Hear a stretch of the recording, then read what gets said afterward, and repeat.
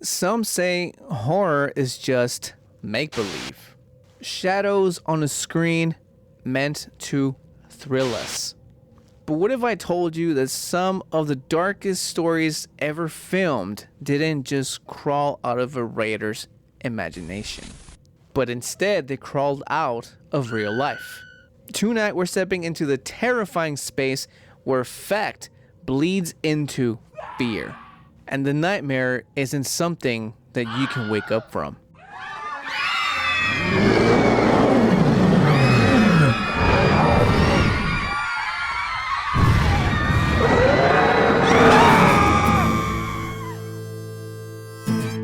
Before we get into today's details, today's video podcast, let me remind you all that tonight's journey isn't into fiction. No, no, no. Today's we're going to be getting into the horrors that that have been lived supposedly, or at least claimed to have lived. What we're about to be talking about isn't just any old legend, fiddle daddle. I guess I'm gonna go ahead and say that. No, today we're talking real life movies based on true stories. So sit tight, turn off the lights, and keep an open mind, shall we? Let's get into the first one here. The first movie we're going to be talking about is The Exorcism of Emily Rose. And I'm going to give you all a little real story of my experience with this movie. But first, who was she? Who was this Emily Rose character? Who was she based off of? Emily Rose is loosely based on Annalise Michael or Michelle. I could be butchering that last name. I apologize. She's a German woman born in 1952 in Bavaria. Around age 16, she began to show odd symptoms, talking blackouts, trances, convulsions, the whole nine yards. Originally interpreted medical help and stuff in like psychosis and stuff like that, but later increasingly interpreted by her devout Catholic family as a demonic affliction. And I don't know if that's just me, but whenever you hear stories like that, when it comes to very big, heavy religious family, to kind of just strike it off as just something having to do with that. But in this case, I mean, can they were on the right. They were on the right. Over time though, her state worsened. She reported hearing voices, seeing invisible entities, behaving erratically. She rejected food. She didn't drink any water. Have stigmata-like wounds. Let me know in the comments section, whether on Spotify or in the Tubes, if you've seen the movie Stigmata. If you've seen it, you have a really, really good idea as to what it is that I'm talking about when it comes to this background story or origin, I guess we can call it, story of Emily Rose. But anyways, so the stigmata-like wounds and crawling on walls. We're talking, everything that you would see in possession movies. So that's a little bit on the and Annalise Michelle, the German woman from Bavaria who went through one of the most terrible things that possibly a human being can go through. And I've talked about this in the video podcast. When it comes to certain genre horror movies, I think horror is kind of sort of right on top of there, because the most scariest thing that could happen to absolutely anybody is losing control of yourself. Period. That is the scariest thing. Right? It's natural disasters, because that's actually real, and it comes in a very large, whether it being tornadoes, hurricanes, earthquakes, um, all shit like that. I think that comes first in my book, and then possession. Let me know in the comment sections down below what's scarier to you. What horror genre scares you the most? A little bit of backstory of the Emily Rose movie. I own a copy of it and DVD. For those of maybe there's like really young people watching this. For in case you don't know, DVDs, were CDs, CD-ROMs. They came in movies, not just music at the time. I have a copy of it, and I would watch it. I was watching it one time. I believe this was like around maybe 2000. I want to say 14, 15, 16, around there, ballpark. And so, and this isn't the first time this movie does this to me when I watch it. So the the amount of times, and I can only count them in one hand how many times I've tried to finish watching this movie, because every time I would play The Exorcist of Emily Rose, and I was watching this. I remember this. I was watching it at my parents' house when I was still living at my parents' house, and I played it, and every time without fail something happens. The movie will stop playing. I get a blue screen, or you get that static. I would get that static, or just something would just kind of, I don't want to say warm, but something would happen to the point where it would just make me just like think, should I even continue watching this movie? Because if it's not a technical difficulty, it was like something, a bang or something move or something falls. And I honestly don't even think I ever finished watching this movie. I tried. I honestly tried, because I mean, like, I enjoy watching horror movies, but that one in particular, to this day, I honestly have not been able to finish watching it. And I've seen movies that are like those cursed movies. That's like a totally different thing. But anyways, for maybe another time. I've seen a cursed movie. I even found it. Some miracle, I found it, and Family Dollar of all places. I watched that, and I managed to watch it through the entire thing, and I watched it with friends too.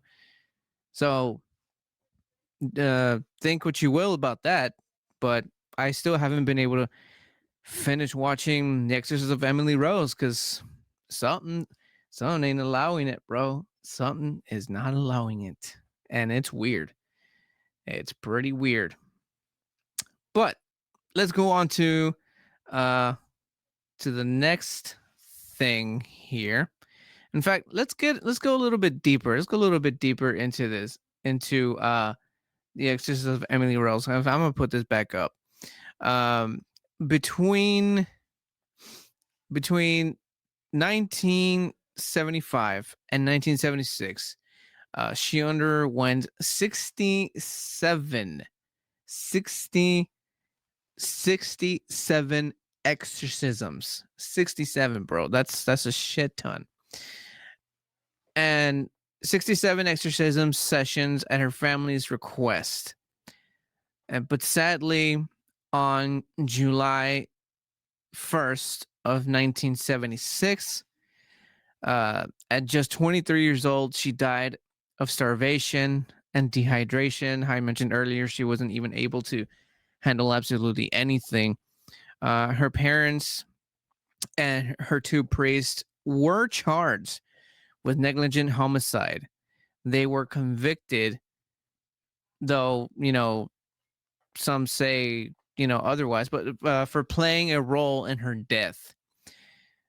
And I think that's a little tricky when it comes to that, because it's like, whenever the topic of exorcism and possession come about, I mean, if you've seen possession movies, then you will understand how difficult it is to get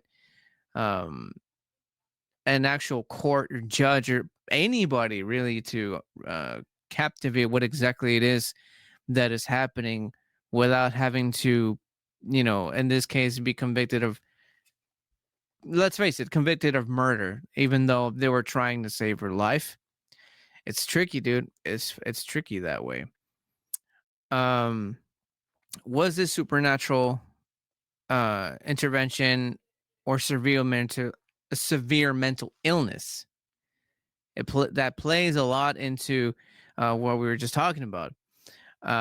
In more depth, uh, the exorcism of Emily Rose story was explained in such a way where, well, at least in the movie, it was explained in a way where we were getting feedback from priests and spiritual people, and I'm talking like I think there was like a voodoo people. They had very good what are they called when somebody gets called into the witnesses? They had good witnesses. They just had the right people, I think, to question when it came to the actual movie itself. Now, did that actually happen in the movie?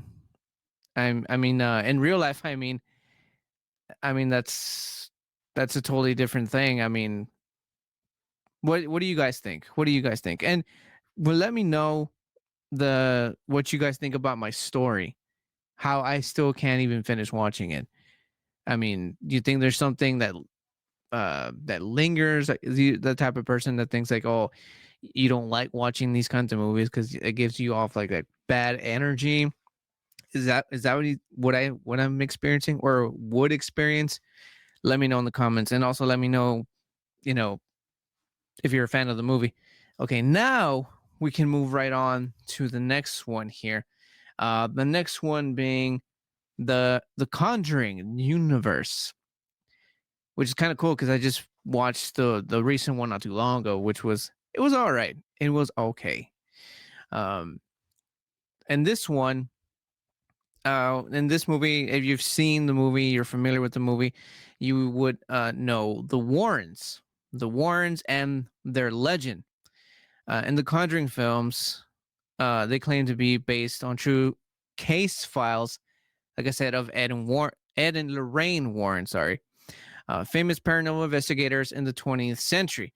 One foundational case, one foundational case, often cited as their investigation of a haunting in Rhode Island, the Perron family. This is not the family from the last movie that just came out. This is a totally different family, in which the first Conjuring film dramatizes. This would be the first film.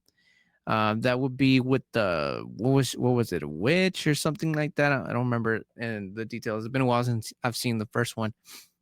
Excuse me. The franchise also weaves in references to the Amityville case, which we're going to cover in a little bit. Actually, it's just spoiler alert, and other supernatural lores.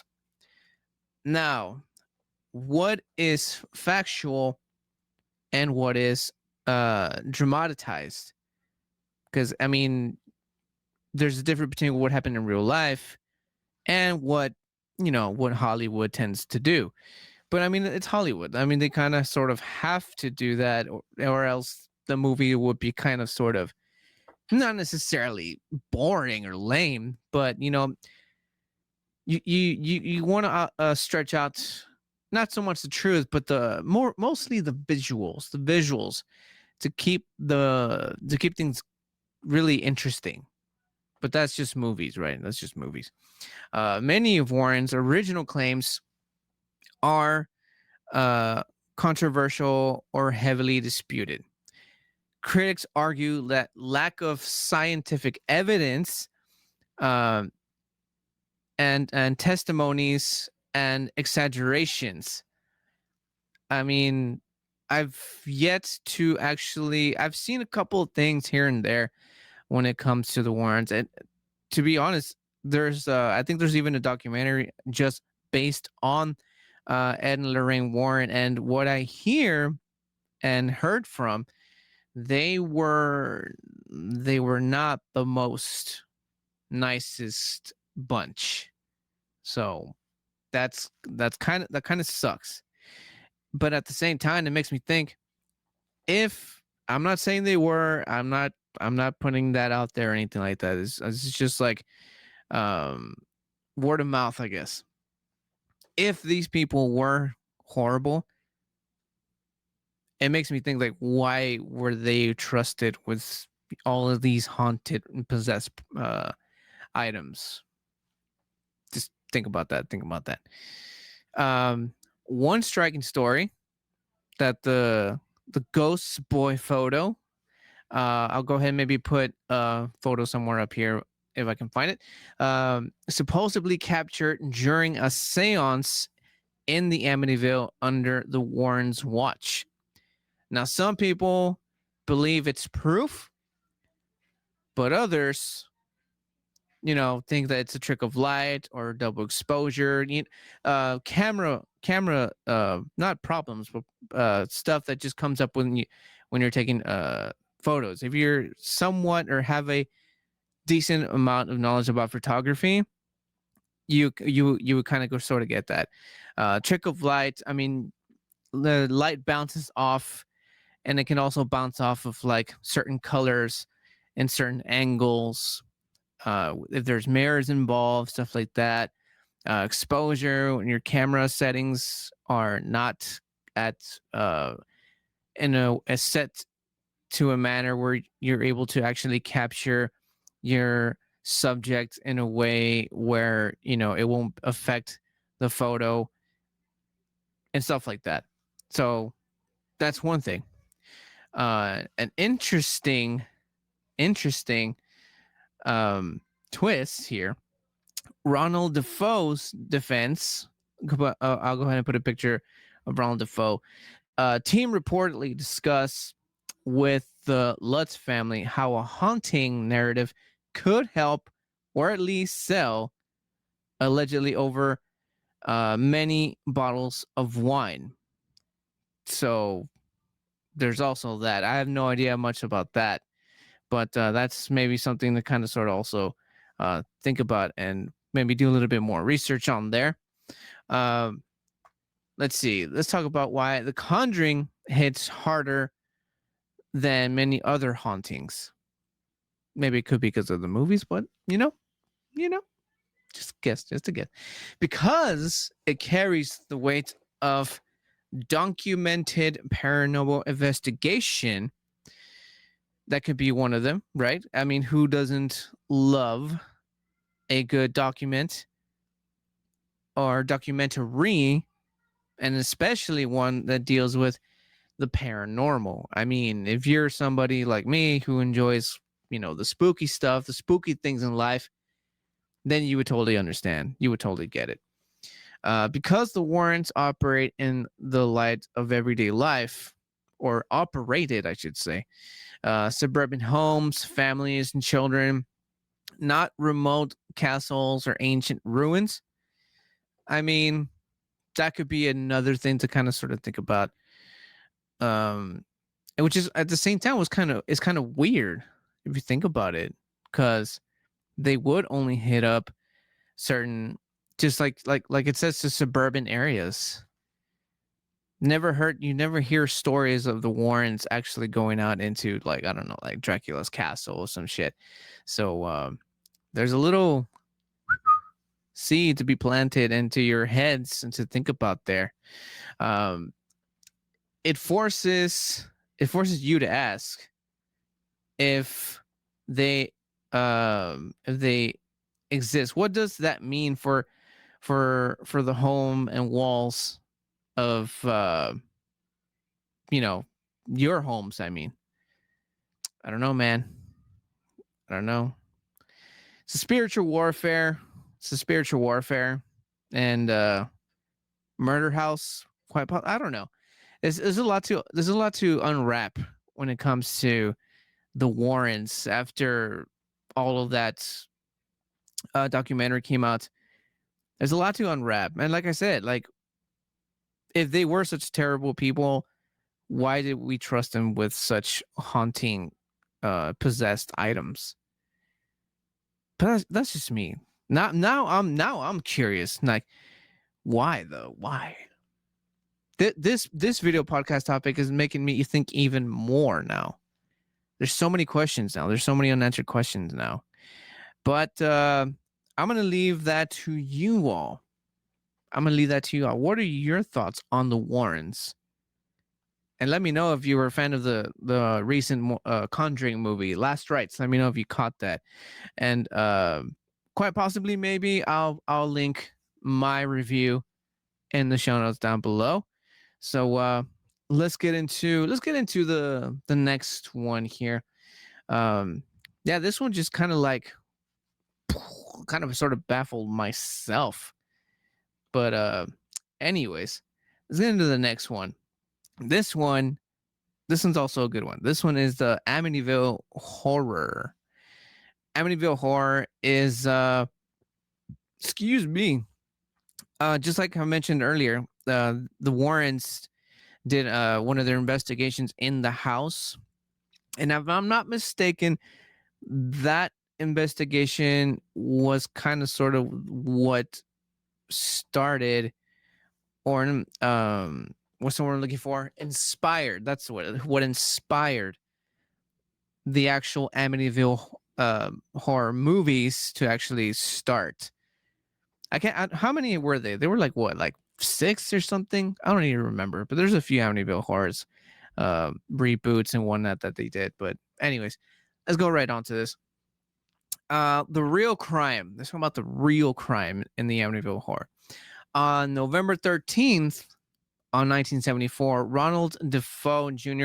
used a rifle to kill his parents and 4 siblings while they slept in their home at 112 Ocean Avenue, Amityville, New York. So that's crazy. That's the story. That is the story. Now, he later claimed voices from the house compelled him, but the jury rejected the possession defense, sentencing him to 6 life terms. And again, I mentioned earlier when I was talking about the Exorcism of Emily Rose. It's a long title. How it's kind of sort of tricky to kind of sort of not play, but throw in or throw around, I should say, the word possession and just possession when it comes to in front of a judge and jury and whatnot, because it's a totally different literal different field of I'm not even sure. That it's just confusing. It's tough, and it's just it's complicated is what I'm trying to say. It's complicated. Let's talk about some of the haunting claims here. About a year later, George and Kathy Lutz moved into the house with their 3 kids, claiming a cascade of supernatural events. Voices, slime oozing walls, levitation, strange noises, cold spots, doors that slam by themselves. The one that really trips me out about this one is the sliming, oozing walls. Like, that's some like next level haunting. Like, that's real life Slimer from fucking Ghostbusters just trying to come through your walls. That is fucked, and that's just fucked. Extremely fucked. They fled their home after 28 days after like everything I just described. And I mean, like, after 28 days, nowadays people like, what do people say? Like, I would have sold the house, or I would have given the house to this ghost, or excuse me, or I would have burned down the house. These people lasted 28 days with oozing walls and slamming doors and cold spots and levitating for 28 days. I mean, that's ballsy in my book. That's ballsy. But anywho, um, in the book, The Amityville Horror: True Story by Jay Anson, this was published, I think, in 1977, popularized the haunting narrative, which the 1979 film draws heavily on. So it's a mixture of what happened. Actually, no. Well, yeah, it's based on the actual thing. What happened? It's just it was put into a book first, and then it was put into the big screen there. Let me know if you have read the book before the movie or vice versa. I know there's people who kind of sort of prefer to read the book first before actually watching the film, because as a lot of people say, the books usually is a lot more detailed than it is in the film. But I mean, there's only so much runtime that they're allowed to even have in the movie, so you can't really blame the directors and producers and whatnot. So let's go into debate, lawsuits, and counterclaims. Many skeptics consider the story a hoax or gross exaggeration. I mean, you could just kind of sort of go into police files, right? If there was a murder, it's obviously going to be documented somewhere. So if there is such a thing, which I believe there is, and don't quote me, let me know in the comments, Spotify or the tubes, if there's actually documents of the actual murder, because if there is, that's pretty much like that's pretty much it. And again, as far as the hearing voices and all that stuff, the stuff that is kind of sort of hard to explain. Well, I mean, if you connect the dots, it kind of sort of goes hand in hand. I mean, like if somebody tells you like, well, actually, yeah, it's a little hard. If somebody comes up to you and tells you that they hear voices and the voices tell them to do horrible things, don't now that I think about it, it is a little more complicated to understand. But I mean, I've seen enough horror movies to kind of sort of just kind of go with it and be like, yeah, you know what, you should probably chug some holy water, some shit. You know what I mean? Do something. Try to do something. Like, don't just ignore it. But that's just what I think. Let's see. Ronald Defoe's attorney allegedly helped with haunting fiction ideas. That's another thing. Legal battles over rights to the story, discrepancies in accounts, and lack of I can't talk today. Lack of verifiable paranormal evidence fuel the controversy. So there's a lot of that going on as well. So let me know in the comments, what do you all think of the Amityville Horror? There's a lot of syllables. It's a lot of syllables. Let me know in the comments. Are you an Amityville Horror fan? And let me know if you are a fan of the book or the movie. Which one's better? What do you prefer? And what are your thoughts? What are your thoughts on what happened on the night of November 13th, 1974? The killing of the parents and 4 siblings. Let me know if there's a really good documentary movie out there, a really good one about the Amityville Horror, not the actual movie, but the documentary. Let me know if you know a good one. Let me know in the comments down below. Let's move right on to the next one. This one's it's gonna start getting good here, guys. Let's start getting good because now we're gonna be talking a boot nightmare on Elm Street. If you don't know what that is, then you've been living under a goddamn rock. We're talking about Freddy Krueger. Freddy Krueger, the child murderer. The well, I don't gotta say it. I don't gotta say it. It I don't like saying the P word when it comes to Freddy, because it's like, I mean, it is what it is, right? But it's like, well, whatever. We're talking about Freddy. We're gonna talk about Freddy. The inspiration for Nightmare on Elm Street. Wes Craven said that he saw a newspaper article about a family of Hmong refugees who escaped the Cambodian killing fields after they settled in the U.S. Some of their children died mysteriously in their sleep, screaming and unable to be revived.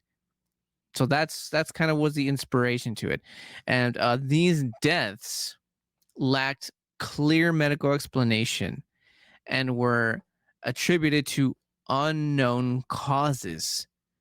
Some speculated supernatural.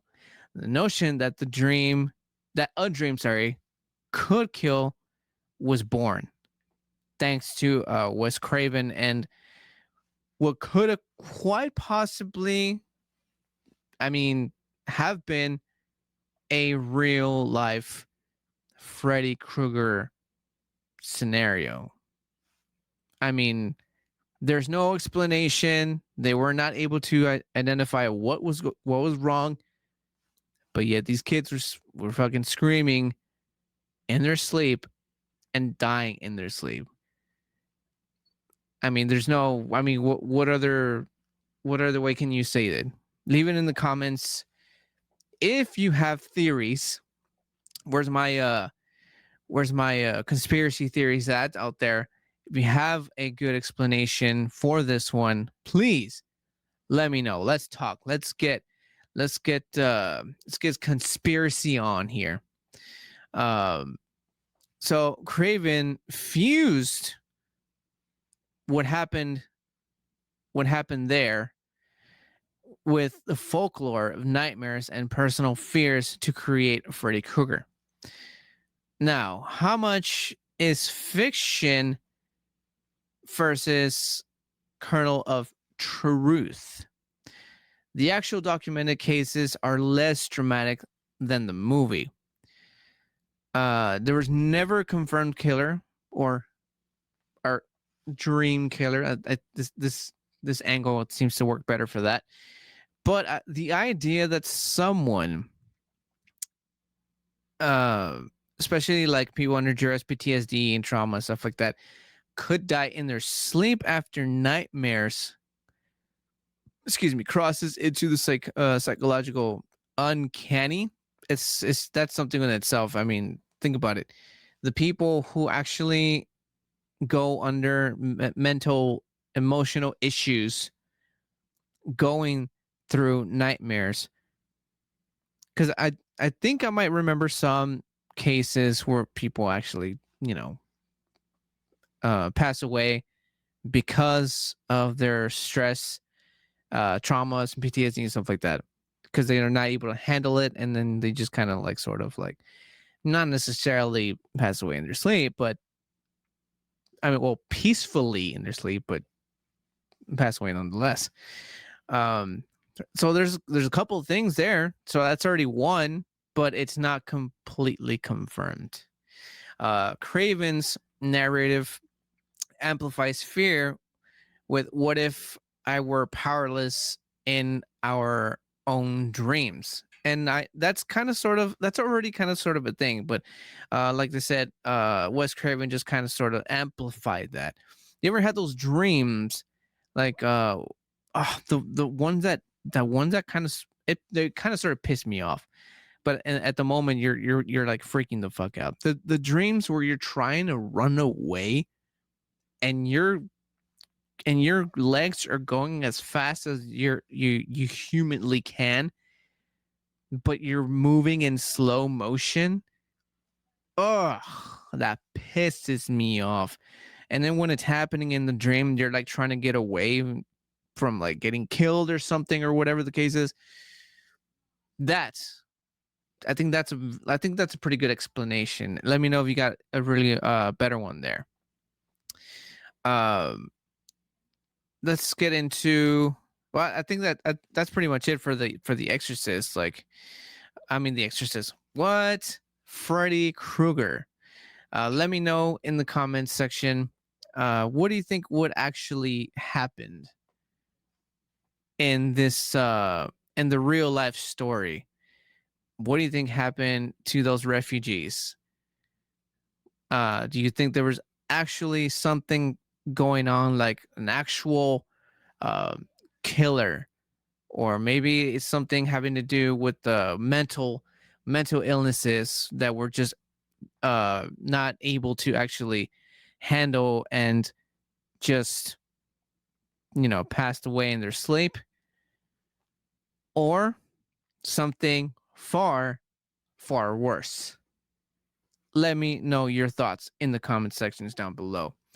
And let's get into the last one. It's going to be the last one of movies based on true stories. And speaking of true stories, before we get into the last one, please send in your true encounter story. I will go ahead and leave the address, the email in the show notes down below. I'm trying to see if we can do at least one or just a segment and one episode or a segment of true encounter stories, your encounter stories. Send them over to the email in the show notes down below, and we can I can show, or depending, if you are brave enough and not shy, record yourself telling the story. Record yourself telling the story. Or if you're a shy person, you can just record audio and send it over. We can play it and let your true encounter story be heard on the Booze and Chill Buzzcast podcast spooky season. During spooky season, I mean. So let's get on to that. The last based on true story movie that I want to talk about. And this movie, till this day, is still the most scariest horror movie since it came out. And this was around the 70s. And the movie that I'm talking about is The Exorcist. The Exorcist. The Legend of Roland Doe. I believe they also would call him the Robbie Mannheim, something like that. The 1973 film, it was 73 film The Exorcist is loosely based on the case of a boy known by Roland Doe, or like I said, sometimes Robbie Mannheim, in Maryland around 1949. The boy's family reported odd furniture moving, knocking on walls, spiritual attacks. 2 priests were brought in to perform exorcisms. And I mean, well, you can kind of sort of guess how that went about. William Peter Blatty, author of The Exorcist, used it as a jumping off point, adding fictional layers of terror. So once again, this is kind of sort of starting off. It started off as a book, and they just kind of sort of base all the stuff that they got that they added into the book into the actual movie. Now the film, the film's dark feel, or the feel, and The Exorcist was one of the first mainstream horror films to depict demonic possession in graphic, visceral detail, and audiences believed and shit their pants at what they were seeing in the screen. So the film also gained a reputation for being cursed. So you can possibly even say that this could have been the beginning of the cursed movie genre. Although there's a little bit more to that. I'll probably get into that in a sec, or should I say a minute? Accidents, injuries, deaths on set. Actually, that was actually what I was going to talk about. Strange mishaps during production. Excuse me. And feeding the myth that this story wasn't purely fictional. So this movie was said to be cursed because of the actual shooting of the film. Weird shit happens, and I've heard a couple of stories here and there, and there was even rumors. And for a while, I actually believed it when I heard that Linda Blair passed away during the shooting of him. And then it turned out that that was completely false. But because there were so many rumors about this movie being cursed, as far as actually production and shooting the damn thing, I was like, holy shit! Like maybe they kind of messed around with something that they probably shouldn't have, right? But it got that rumor. So again, it could have been the beginning of the cursed movie genre, which is a thing. Like I said, I mentioned one earlier. I don't remember the name. Trivium. Trivium. I think that was the name of it. I'll put something up right here of the movie itself. So if your skin isn't crawling just yet, consider this.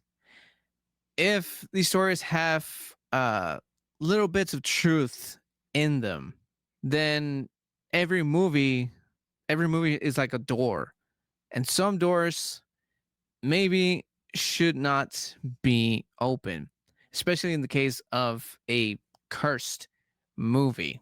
But I think that's all we've got for today's video podcast episode about movies based on true events. But let's recap here real quick. A tragic woman consumed by faith and illness. Investigators walking in the paranormal daylight. Murder rooted in a home haunted in memory. Death delivered through dreams. And an exorcism that inspired what many fear is real, whether it's the rumors or the story that was based on. But we may never fully separate what really happened from what actually sells. But every time you watch one of these films, you're not just watching what is essentially a horror film, you're staring at shadows casted by real lives. But that's it for this video podcast episode of the Boost and Chill Buzzcast podcast. I want to thank everybody who stuck around for the very end of this episode. This was a fun one. Always fun to talk about movies. I think I like to talk about movies, and hopefully so do you. And that's why you are here and hanging out with me, talking based on true story movies. Let me know once again what your thoughts are, and let me know if there could have been another movie that was based on true story that should have been on this list. And why not go ahead and let me know what it is and tell me, what's it based on and all the dirty tea, tea or details, whichever you want to call it. Let me know in the comment section down below. And that is pretty much it for this, guys. Thank you so much. I'll see you guys in the next one. And remember, if you keep watching, I'm going to keep drinking. I know I didn't drink for this one, but Spooz and Chill. If ya know, ya know. I'm out, guys. See you later.